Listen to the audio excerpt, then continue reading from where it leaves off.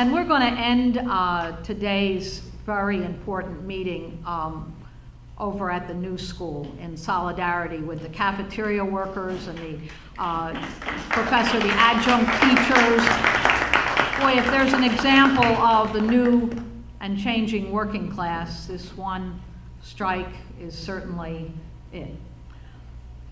I want to address the growth of the working class into a global, multinational class.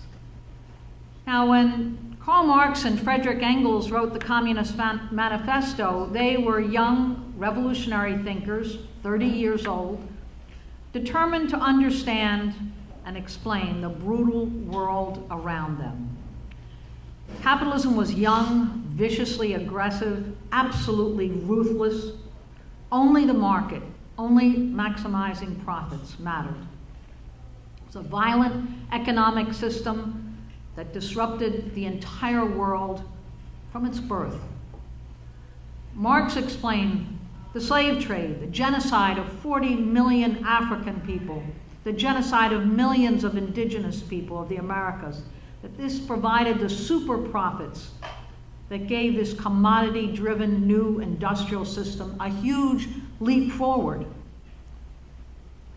The working class, the modern proletariat of Marx's time, 200 years, 170 years ago, compared to today, picture it. It was small, destitute, largely illiterate, impoverished mill workers, miners, railroad workers, in a few cities, Manchester and London, New York City, Chicago, a handful of industrial cities in Europe and the US. And the new class that lived just barely when they found work, when the new capitalist economy boomed, and when it crashed, they were laid off en masse and starved in the tens of thousands. Capitalist surplus created famine and swept the land like a plague. There were millions of rural and landless peasants that were pouring into the cities at this time, desperately looking for work. Engels described, in the conditions of the working class in England, he described the conditions of this new working class. Children, those who survived, started work at age 7. Lived packed, one family, into tiny, windowless rooms, or into dormitories where the beds were never cold, 12-hour shifts, worked round the clock. And the workers were just beginning to assert their rights. So to create competition and division, the British bosses brought in boatloads of Irish workers, survivors of the potato famine, packed 10 to a room with only straw on the floor, paid only in the food to stay alive day to day. So from the earliest days, unity was the most essential weapon of the working class. The first, really the earliest movement of the unorganized, still at that time, unorganized mill workers was to be involved in the mass actions to abolish the British slave trade. It was the first modern political movement and the first step forward in political consciousness of this new emerging class. Marx played an essential role in mobilizing the British workers to oppose Britain's recognizing and supporting the Southern slavocracy in the Civil War in the US. And the famous quote from Marx, it's such a reflection today of the Black Lives Matter movement, when he said, labor in the white skin can never free itself as long as labor in the black skin is branded. Isn't that exactly what the Black Lives Matter movement is saying? Now, as the Communist Manifesto explained, the other classes globally, all the populations of the world would be pulled into this new working class. Every other class would be destroyed by this ruthless new economic system, and no part of the world would be exempt. Capitalism's growth was relentless, and it creates global uncertainty. Millions of people working for wages, no control over what they're producing in a global market. Millions who must sell themselves piecemeal every day. And millions of humans who to the capitalists are just a commodity. Now, it wasn't only an industry. There are millions of rural proletariat working on cash crops who live crop to crop, totally dependent on the world market. Coffee, grapes, flowers. And this process that Marx and Engels explained 170 years ago, most important, it's relentless. It's relentless. I want to explain a couple of contradictory examples of this global process today. Now, the working class in socialist China. Formerly, China, overwhelmingly underdeveloped peasant country. Now, the working class is more than twice the size of the US and the European working class together. And it's producing for a global market and an internal market. In the course of a generation, several 100 million former peasants have become urban workers, mostly in cities that grew overnight.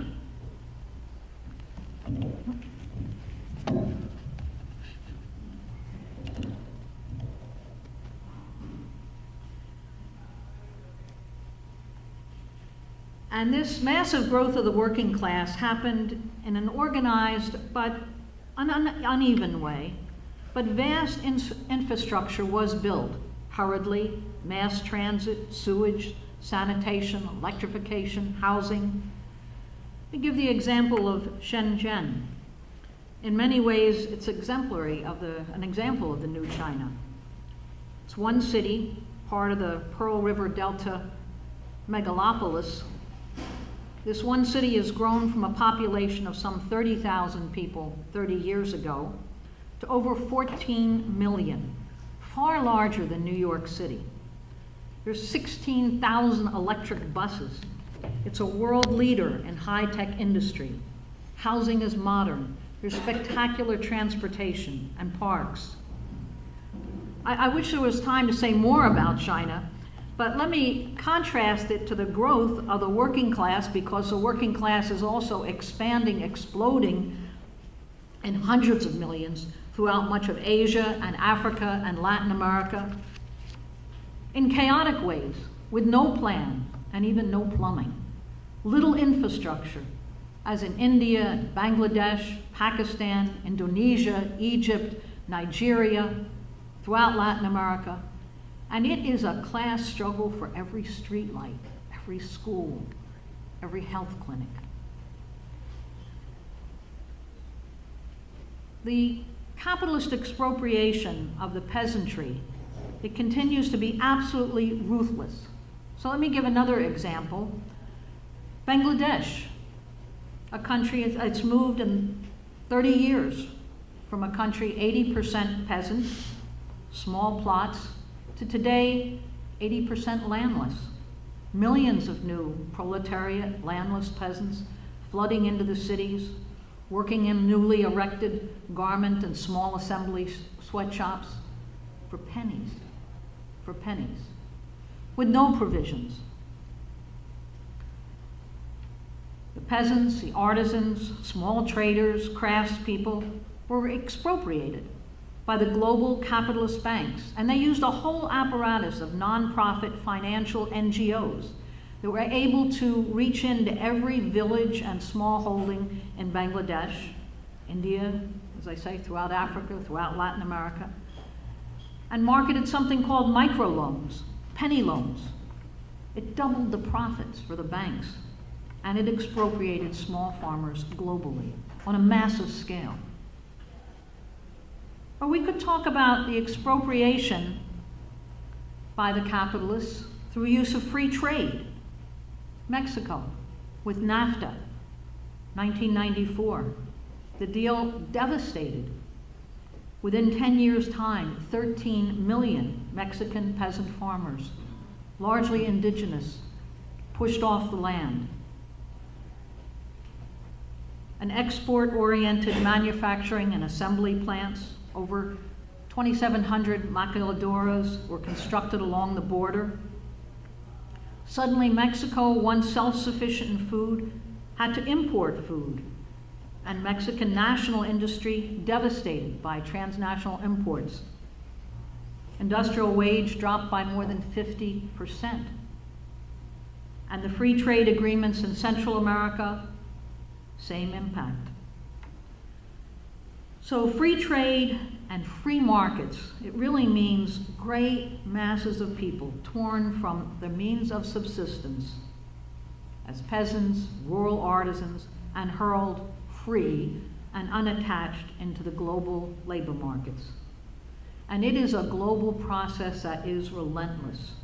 It's forced, there's a massive forced migration. More than 150 million workers around the planet today have been forced out of their homelands, just in the recent period, we're talking about decade, as a result of the capitalist economic policies, imperialist wars, environmental devastation. It's the biggest mass migration in human history. And it's changing the working class, not only in the US, but also in Europe and in Canada. A militant, new, young, multinational working class from all over the world. Just in conclusion, let me say that people of color will be the majority of the US working class in 15 years. And isn't that a tremendous development? And it will be a working class thoroughly multinational and attuned to the whole world. These are the changes that are happening not only in the US, but throughout all of the, most industrialized parts of the world. Now, back looking at the US, let's say 76% of working people in the US do service jobs now. Retail and healthcare. Jobs in industry are 20% and falling. And the wages in every area of the economy are falling drastically. Service jobs may have increased, but a janitor or a clerk or a teacher is earning less today than 15 years ago. And everyone here knows that, feels it. Globally, the gap between rich and the barely surviving is greater than at any time in human history. Socialized production could meet the needs of every living person now and for generations into the future. But poverty on a global scale has actually never been greater. Capitalist abundance, it always creates scarcity and famine and dislocation. So not only has the working class grown into billions, but the capitalist class, those who really own everything, have shrunk into impossibly small numbers. I mean, there's 8 multi-billionaires who are worth more than half the population of the world. There's concentration. Now, Marx also made he predicted so many things in talking about the working class and organization that would go far beyond basic survival demands. Demands of national sovereignty, self-determination, against patriarchy, against the chains of old sexual taboos. All this is now part of the working class consciousness. Marxism speaks to all the movements of the colonized and nationally oppressed. Revolutionary leaders, every fighter for national liberation, look to Marxism to understand how to fight imperialism. This is true. Ho Chi Minh, Chris Hani, Kwame Nkrumah, Kim Il-sung, Mao Zedong, Fidel Castro, Che Guevara. The list goes on. As the working class has expanded in numerical size and decades of experience, there have been gains, there have been harrowing setbacks, and there isn't even an opportunity today to go into the impact of the loss of the Soviet Union. But in all this, we have to expand our understanding of what are working class issues and working class demands, social demands, health and environmental demands. Even in Marx's lifetime, struggles against slavery, against child labor, women's rights were immediately on the agenda. Now, As this class of concentrated producers has expanded globally, imperialism is less able to defeat, through its brutal wars and its military conquest, any one country. And that's their problem. That is their problem.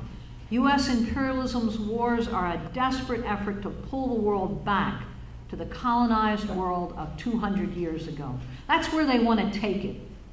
And everyone here knows it, feels it. That's what Syria is about, every other war is about. They want to recolonize the world, but the material basis for it is no longer there. They have weapons that can destroy the planet, but they can't drag the populations back to a time when most people of the world had no idea of what was happening in the next village or across the river. They can only seek to do it today by dividing, reviving sectarian wars. It's what Trump is all about. Workers today have access to and an understanding of technology, and this is true. Workers in Iraq, in Afghanistan, with a doorbell and a cell phone can explode a US tank. You know, there's a breakthroughs in technology that can't be undone. There's new forms of communication that's put the workers of the world in immediate contact with each other. Small battle in Palestine and isolated Gaza generates a global response. And the strikes are more visible. Just about every factory worker, not just in the US, but also in Thailand and Cairo, across the world, and in Arizona, can post news about a strike and the response of the management and the local government on social media and have that information circulate within hours. Teachers in West Virginia inspired the teachers in Oklahoma, in Arizona, in Jersey City, and at the new school. So Marx lived when the old order was collapsing, was spent, it had nothing to offer. And we live in a time when global capitalism has nothing to offer except more weapons sales, more wars, more racism, more cuts, more repression. The point is to change history. The recent polls that say 40% of people in the US now would prefer socialism to capitalism, we have to look at this because we know it'll take a revolutionary fight to win socialism, to defeat capitalism. We have been not, we shall be all. Build a workers' world.